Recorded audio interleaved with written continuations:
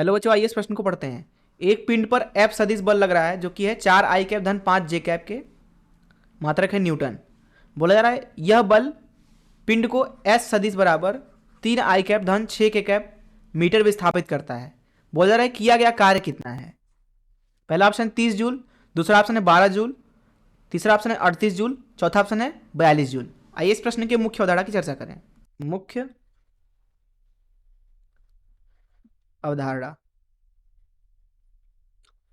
चलिए मान लीजिए हमारे पास में एक वस्तु है कुछ इस तरीके से। एक वस्तु है जो कि एक ऐसे सतह पे रखा हुआ है जो कि इस वस्तु के ऊपर कोई भी घर्षण बल नहीं लगा रहा है, अर्थात म्यू मान लीजिए 0 है। अब मान लीजिए इस वस्तु के ऊपर हम इस दिशा में कुछ इस तरीके से बल लगा रहे हैं F, जिसकी वजह से मान लीजिए इसका विस्थापन जो है वह सतह पे हो गया है, मान लीजिए यहाँ तक कुछ इस तरीके से, और ये कोण थीटा है। यहाँ पे जो विस्थापन हुआ है मान लीजिए वो S हुआ है। इस अवस्था में जो यहाँ पे कार्य किया गया कार्य लिखा जाएगा, वो लिखा जाएगा बल की दिशा में विस्थापन गुणे बल, अथवा विस्थापन की दिशा में बल गुणे विस्थापन, अर्थात यहाँ पे लिखा जाएगा F cos थीटा गुणे S के बराबर। अब इसको सदिश रूप में अगर आप लिखना चाहो तो इसको F डॉट S सदिश भी लिख सकते हैं। मान लीजिए जो S सदिश है वो कुछ इस तरीके से है, कुछ इस तरीके से बिल्कुल लिख सकते हैं, क्योंकि ये हो जाएगा F का संख्यात्मक मान गुणे S गुणे cos थीटा। क्योंकि अगर दो सदिश है, मान लीजिए A सदिश B सदिश, तो उनका डॉट गुणन जो होता है वो होता है पहले सदिश का संख्यात्मक मान गुणे दूसरे सदिश का संख्यात्मक मान गुणे cos थीटा। थीटा होता है उनके बीच में कोण। तो यहाँ पे हम कार्य को लिख सकते हैं F डॉट S के बराबर। तो इस मुख्य अवधारणा का इस्तेमाल करके चलिए प्रश्न को हल करते हैं। यहाँ पर हमारे प्रश्न में F सदिश का मान दिया गया है, अर्थात एक बल है जो कि दिया गया है 4 I कैप धन 5 J कैप, और बोला जा रहा है विस्थापन जो है वो है S सदिश जिसका मान है 3 I कैप धन 6 K कैप।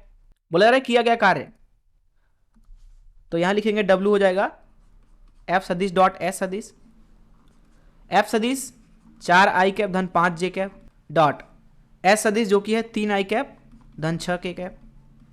अब यहाँ पे हम एक सूत्र का इस्तेमाल करेंगे, यहाँ पे सूत्र का इस्तेमाल करेंगे जो कि है, मान लीजिए हमारे पास में दो सदिश हैं A सदिश और B सदिश। A सदिश जो है वो है A1 I कैप धन A2 J कैप धन A3 K कैप, तथा जो B सदिश है वो है V1 I कैप धन B2 J कैप धन B3 K कैप। इस अवस्था में यहाँ पे A डॉट B लिखा जाएगा, A डॉट B। देखिए डॉट सदिश में I का I के साथ कर देंगे, बाकी के साथ जो गुणन होता है वो शून्य हो जाता है, क्योंकि बाकी जो है अभिलंबवत होते हैं।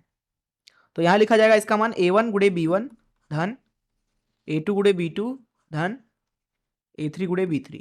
तो इस चीज़ का इस्तेमाल करके यहाँ पे हम कार्य लिख सकते हैं W बराबर, यहाँ हो जाएगा 4 I कैप धन 5 J कैप धन 0 K कैप, डॉट गुणन किया 3 I कैप धन 0 J कैप धन 6 K कैप। इसका मान लिखा जाएगा सूत्र का इस्तेमाल करते हुए 12 धन 5 गुणे 0 धन 0 गुणे 6, जो कि बराबर आ जाएगा 12 के बराबर। अब क्योंकि जो बल है वो यहाँ पे न्यूटन में था और S जो था वो मीटर में था, इसलिए जो कार्य आएगा वो SI मात्रक में आएगा। SI मात्रक में जो कार्य का मात्रक होता है जूल होता है, इसलिए कार्य है 12 जूल। आइए देखते हैं कौन सा ऑप्शन सही है। जैसा कि यहाँ पे आप देख सकते हैं कि B ऑप्शन सही है। मैं आशा करता हूँ कि आपको इस प्रश्न का हल जरूर समझ आया होगा। धन्यवाद।